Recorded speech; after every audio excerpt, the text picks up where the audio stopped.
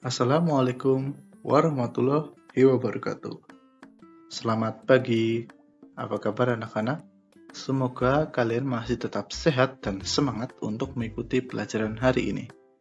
Pada hari ini kita akan belajar materi tema 8, daerah tempat tinggalku, subtema 3, bangga terhadap daerah tempat tinggalku, pembelajaran 2. Nah, sebelum memulai pelajaran, mari kita sama-sama berdoa dahulu agar selalu diberi kemudahan dan kelancaran dalam belajar. Amin. Tujuan pembelajaran adalah sebagai berikut. Dengan kompetensi dasar, SPDP, Bahasa Indonesia, dan IPA.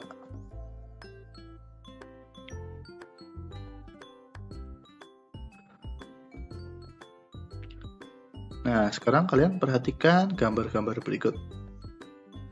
Nah, gambar-gambar berikut ini adalah bentuk gambar benda 3 dimensi.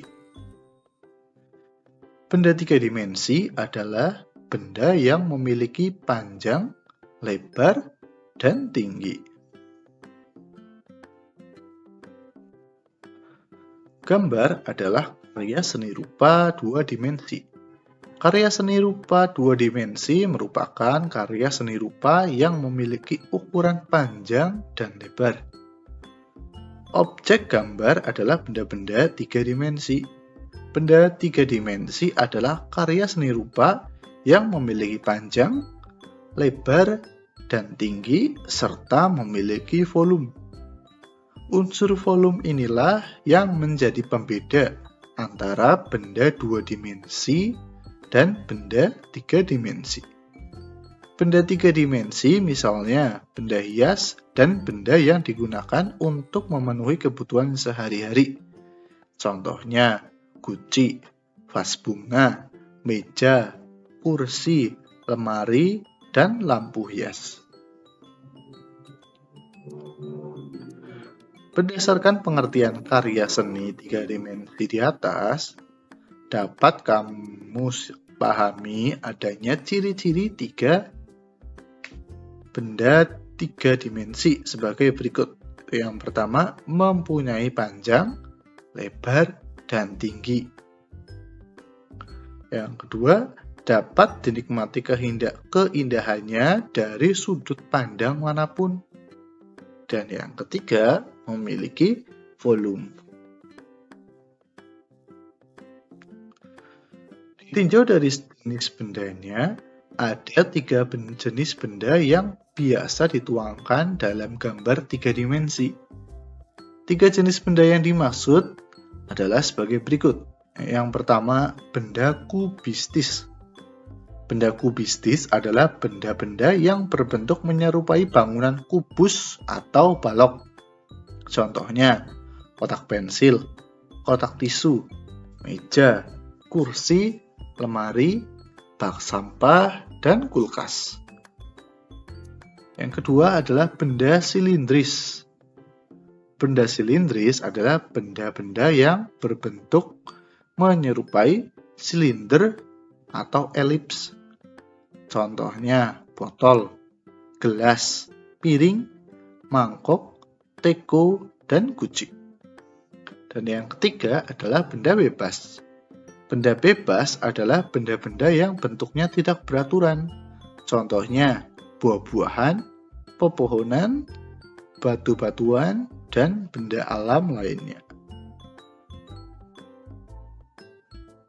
Benda-benda seperti meja, kursi, vas bunga, dan perabot rumah tangga lainnya termasuk benda 3 dimensi.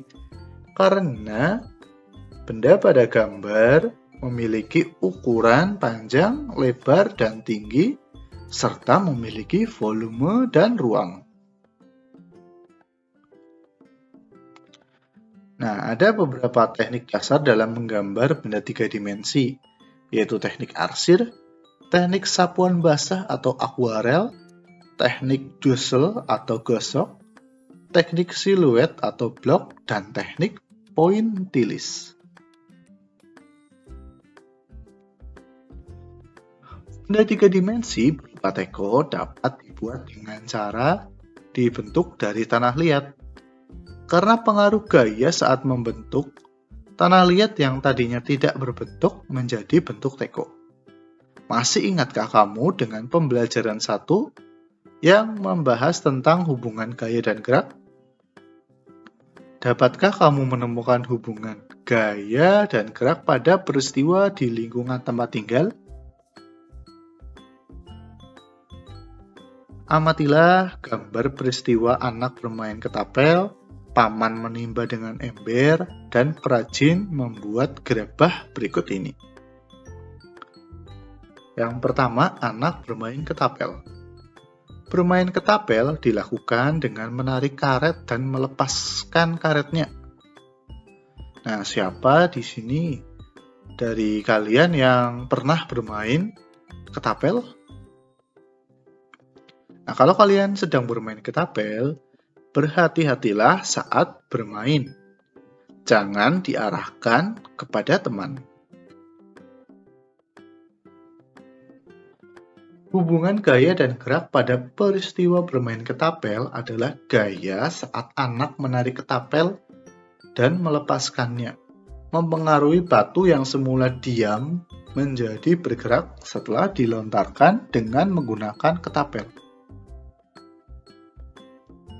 Yang kedua, paman menimba dengan ember. Paman menimba dengan menarik tali timba. Perhatikan gambar berikut ini ya. Ada gambar paman sedang menarik ember.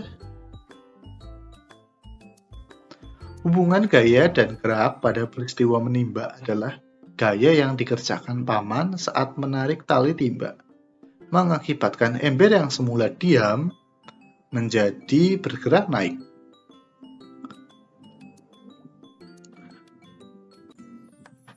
Yang ketiga, perajin membuat gerabah. Gerabah dibuat dari tanah liat. Ya, kalian bisa perhatikan di gambar yang pertama. Ini ada gambar tanah liat yang belum berbentuk. Tanah dibentuk oleh perajin menjadi berbagai bentuk.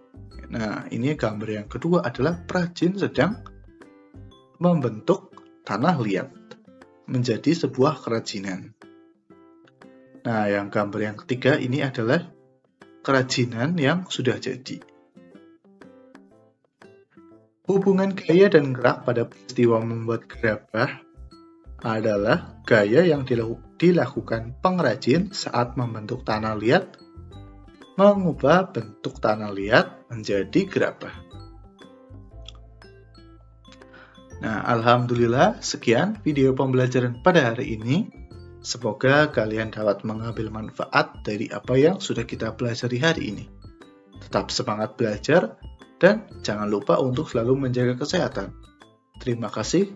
Wassalamualaikum warahmatullahi wabarakatuh.